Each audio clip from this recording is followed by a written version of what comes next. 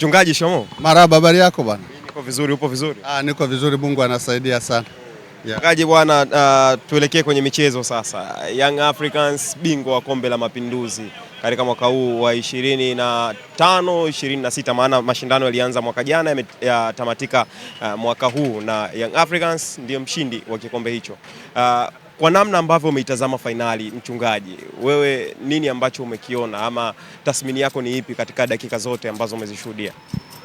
Kwanza nashukuru Mwenyezi Mungu tumemaliza mashindano hayo bila kuwa na injuries nyingi. Tumepata injuries tu ya Lasine Kouma, lakini nayo sio serious, ni ya kawaida tu. Kwa hiyo ni kitu ambacho tunakishukuru sana, kwa sababu mashindano yale mimi nayaogopa sana. Huwa mara nyingi anatoa majibu kwa wachezaji, na bahati nzuri Mungu amejalia safari haya kuleta madhara makubwa sana. Sina maana ya kwamba siyapendi kwa sababu hiyo au siyapendi, na yapenda kwa sababu ni mashindano ambayo yanaziweka timu kuwa katika mazoezi. Mfano kama hii FIFA break imepita muda mwingi timu zilikuwa zinafanya mazoezi tu. Huwezi kupata mechi ya kiushindani kwa sababu wachezaji walio wengi kwenye timu zao, wengi mahiri walikuwa wameenda kwenye AFCON. Kwa hiyo hata kama ungeitisha friendly match ungepata hizi za wachezaji wa kawaida tu ambao mahiri wote wameshatawanyika kwenda kwenye timu zao, kwa sababu timu unajua inapoitwa timu inakuwa na wachezaji labda 7 wa kimataifa. Huyu Mali 2 wameenda, Wagana 3 wameenda, kwa hiyo wanabaki wale wa kawaida tu ambao afadhali hata ungecheza na timu za hapa tu. Kwa hiyo yale unapoenda kule kwenye ushindani wa kutaka kitu, hata zile za hapa zitacheza tofauti na friendly match. Zitacheza kwa kujituma ili nazo ziweze kupata kombe, kwa hiyo zitakupa ushindani. Utakuwa sio mkubwa lakini utakuwa ni wa kweli. Kwa hiyo ni tofauti na kuitisha friendly match ya timu tu za kawaida, hutapata chochote. Kwa hiyo ninachofurahi ni kwamba mwalimu kwenye FIFA break na AFCON kaweza kupata namna ya wachezaji wake kuwarekebisha yale ambao wanawafundisha uwanjani. Kwa hiyo nia hasa ilikuwa ni hiyo kombe, kwa sababu kitu kimewekwa lazima mchukue, lakini nia hasa ilikuwa ni hiyo. Huwezi kufanya tu mazoezi muda wote, lazima kile unachokifanyia mazoezi sasa ukakirekebisha kwenye ushindani. Kwa hiyo mimi ninachofurahi ni kwamba timu yangu imepata mazoezi makubwa kwenda kwenye klabu bingwa. Hilo ndo kubwa ambao nashukuru. Hilo la kupata kombe, obviously yangu ikishaona kombe huwa inabadilika, inakuwa tofauti kabisa. Hawaza mwenyewe tumeshaingia nao kombe uwanjani mara 6, wamechukua mara 1 tu. Huyo kakao tumeshaingia nao kombe mara 4, kachukua mara 1 tu. Kwa hiyo ni Yanga inapoona kombe unajua ni timu ya namna gani. Yeah. Lakini pengine umeshuhudia kiwango cha namna gani kwa upande wa Young Africans na Azam Football Club? Viwango ni vile vile kwa sababu wachezaji ni wale wale, makocha ni wale wale. Viwango havikupishana sana.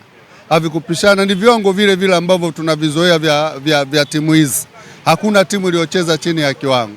Wote wamecheza kwa tahadhari kubwa na wamecheza kwa nia ya kupata kitu. Kwa hiyo viwango vyao vilikuwa ni vile vile tu vya siku zote. Hamna timu iliyocheza kwa kudharau mashindano haya. Hata hawa Simba waliotoka nao wamecheza kwa kiwango chao kile kile, lakini kwa sababu siku moja bingwa awe moja, wote hamwezi kwenda kuchukua kombe. Lazima huyu atoke, iwe kwa bahati mbaya, iwe kwa kuzidiwa, lakini lazima atoke. Kwa hiyo ina maana hata waliotoka wamecheza kwa kiwango chao, hao waliochukua kombe wamecheza kwa kiwango kile kile. Hakuna timu ambayo imecheza kwa kiwango cha chini kusema kwamba labda haikudhamiria kwenda kwenye mashindano haya. Ni kuzidiwa tu, wakati mwingine bahati mbaya Mungu kukupangia, lakini hakuna timu iliyocheza kwa kudharau mashindano haya. Mimi ndio hicho nilichokipenda mwaka huu. Dakika ya 74 Azam Football Club wanapata kadi nyekundu na kupungua idadi ya wachezaji kiwanjani, lakini bado Young Africans katika dakika zote 90 hakuweza kupata goli na kujihakikishia ushindi katika dakika 90 mpaka dakika za ziada pale zilipoongezwa. Pengine Azam alikuwa yuko bora sana kwenye eneo la ulinzi kuliko Young Africans na safu yake ya ushambuliaji. Kwa timu zenye mwalimu bora, mtu mmoja wala sio pengo. Angalia Mali mzunguko wa kwanza wote wa zile mechi 3 zote wamepungua. Wote walikuwa wanapigwa red card, lakini si unaona wameenda mpaka robo finali. Kwa hiyo kupungua kwa mtu mmoja kwa mwalimu mwenye ujuzi sio tatizo. Hata Argentina mwaka 90 walikuwa wanacheza na Cameroon. Cameroon walikuwa wanacheza na Argentina. Cameroon walitoka watu 2, lakini bado waliendelea na wakafika robo finali. Kwa hiyo kupungua mtu kama kocha na mbinu nzuri wala sio tatizo, na ukichukulia na wachezaji wenyewe kujituma na mbinu za mwalimu, lile gap watalijaza tu, wala haina shida, kwa sababu kutolewa kwa timu sio ndo kupoteza mechi.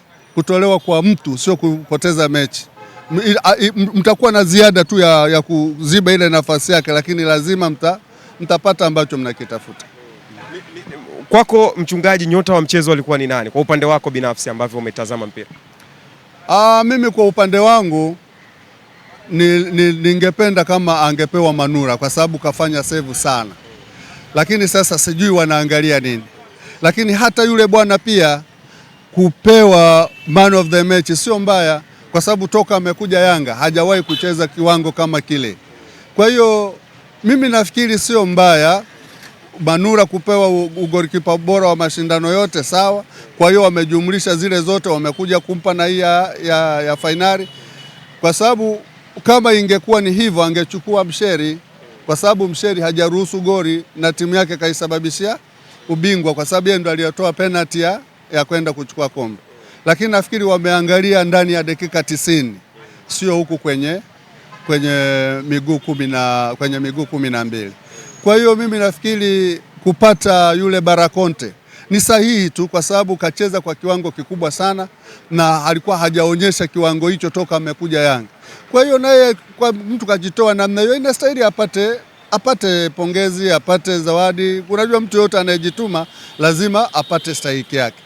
Manura amepata golikipa bora, kwa hiyo naye wamemheshimu, ikiwemo sasa nayo ya kucheza vizuri fainali. Na huyu naye wamempa man of the match kwa mechi ile. Kwa hiyo ina maana yule kafanya vizuri mechi ile tu, Manura kafanya vizuri mashindano yote. Kwa hiyo bado hakuna tatizo. Ni kama umebalance ama? Sio kubalance, kila mtu kapewa staili yake. Ingekuwa kubalance basi hata Msheri wangempa.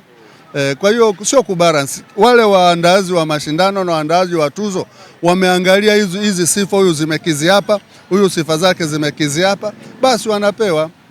Kwa hiyo mimi nafikiri kila mtu aliyepokea zawadi anastahili kutokana na kujituma kwake, wala tusiwabeze, wala tusione kama waandaaji wa mashindano walikuwa na siri zao. Hapana, mashindano yameendeshwa kwa uwazi, mashindano yameendeshwa kwa usahihi kabisa. Hata marefari safari makosa hayakuwepo mengi, pamoja na kuwa sisi wa Afrika huwa hatukosi makandokando, lakini hata hivyo hakuna manunguniko mengi kama nani zingine za nyuma zilizopita. Asilimia ngapi kwa referee ambaye ameongoza mchezo ule katika maamuzi? 7/10. 7/10. Ana asilimia kubwa ya kufanya vizuri. Amefanya vizuri. Msomari namjua. Msomari ni kama nani kwa hapa, kama labda huyu Warajiga kwa bara. Ni ndo na yeye kule ni referee mkubwa ambaye anachezesha mechi kubwa. Kwa hiyo kafanya vizuri kiasi chake. Licha ya kupoteza kwa mchezo huo, Ibenge amedhihirisha ukubwa wake kwa upande wako ulivyotizama mchezo? Ibenge kadhihirisha ukubwa wake. Kwanza ukiangalia wachezaji hakutumia hata mmoja aliyetoka chani. Kwa hiyo kama ametumia wale tu aliokuwa nao na bado akaendelea kuzuia asipate goli. Kwa hiyo nafikiri anastahili kusifiwa kama kocha bora, mimi kwa upande wangu. Kuingia kwa Ibenge na wachezaji wengi ambao walikuwa wapati nafasi kwenye kikosi chake cha kwanza, hasa kwa wale ambao walikuwa kwenye mashindano ya AFCON hawajaingia, lakini akacheza na Young Africans ambao ilikuwa na maingizo pia kutoka AFCON ambao wamejiunga na kikosi cha Young Africans. Pengine tuseme Ibenge alikuwa bora sana kusoma mchezo. Hilo liko wazi, na kama unakumbuka jana au juzi tulifanya interview tukasema kwamba ubora wa Ibenge utaendelea kujidhihirisha tu. Ibenge kajidhihirisha ni bora. Kukosa kombe sio Azam amchukulie kama kufeli. Kukosa kombe kwenye mashindano yote, hata kocha mkubwa yoyote yule anaweza akakosa tu kutokana na mbinu za wakati huo au mchezo kwa wakati huo, lakini sio kusema kwamba ni kocha mbaya. Ibenge ni kocha mzuri kwa ufupi, na atawainua sana Azam kama wakimvumilia. Kukosa kombe kwa jana sio tatizo, na jana wao wenyewe wameona wachezaji aliowatumia Ibenge ni wale wa kawaida sana ambao wanastahili kupongezwa. Tena vijana wamejituma kwenye timu kubwa kama vile, japokuwa Yanga walikuwa wanacheza kwa tahadhari kubwa, kwa sababu tunajua tukicheza na Azam tunavuna nini. Kwa hiyo hayo yote nayo mwalimu ameangalia, na mwalimu wetu ameangalia kuambia kwamba hii mechi kweli tunaitaka, lakini mcheze kwa tahadhari, tuna mchezo mkubwa. Ndio maana ulikuwa unaona mtu akipeleka mguu anatoa. Kwa hiyo ndio hivyo. Kwa hiyo makocha wamejitahidi, makocha wote tuwape pongezi. Ibenge tumpe pongezi, huyu Conserves tumpe pongezi, kwa sababu kocha yote yule tegemeo lake ni kubeba trophy. Hata kama ukipigwa nalo picha hivi hawatajua ni mashindano dogo au kubwa, watajua ulibeba kombe tu. Kwa hiyo mimi wote nawapongeza. Ibenge nawapongeza kuchezesha vijana, na huyu nampongeza kuchukua kombe. Inaashiria nini kwa Young Africans? Ni kuendelea kubeba makombe tu. Hilo ni kombe la Mapinduzi. Vipi? Kombe la Mapinduzi na ni kombe la 3 mwaka huu, na tunataka kuifikia rekodi ya makombe 5 mapema kabisa. Lakini mchungaji, namna ambavyo Young Africans amepata kombe hili, pengine kwa upande wa pili kwa washindani wake wa karibu inaweza ikatengeneza taswira tofauti, na ukiangalia kwenye kipindi hiki cha dirisha la usajili. Sasa wenyewe si wanaanza kulaumiana huko. Sisi tutaendelea makombe kwa nafasi, tutaendelea kuchukua makombe kwa nafasi yetu, alafu nao tutawachia nafasi yao. Wavurugane, watukanane, wafanyaje, sisi ndo raha yetu, kwa sababu raha yetu sisi ni kuchukua makombe, na wao raha yao ni kuendelea kutukanana. Kwa hiyo kila mtu atachagua raha inayomburudisha. Sisi hatuna shida, tutaendelea kuchukua makombe kwa mipango yetu tulionayo.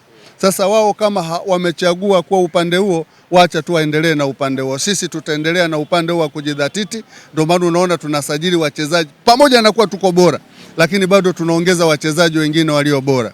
Wao pamoja na kuwa hawana makombe miaka 4 5 mpaka hili dirisha dogo, umesikia wanamsajili nani? Kwa hiyo tu peke yake inaonyesha kwamba wamechagua kwa upande gani.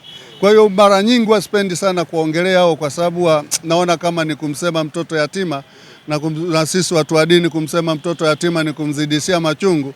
Mimi nafikiri tuwaombee tu, ndio naweza kusema kama mchungaji, tuwaombee tu. Na kauli ya Ali Shaban Kamwe kwamba wanaruhusiwa kuvaa jezi kuja kupiga picha Jangwani na kombe, kwa hiyo ni utani wa jadi, tunaendelea na utani wa jadi ama imekaa vipi hiyo?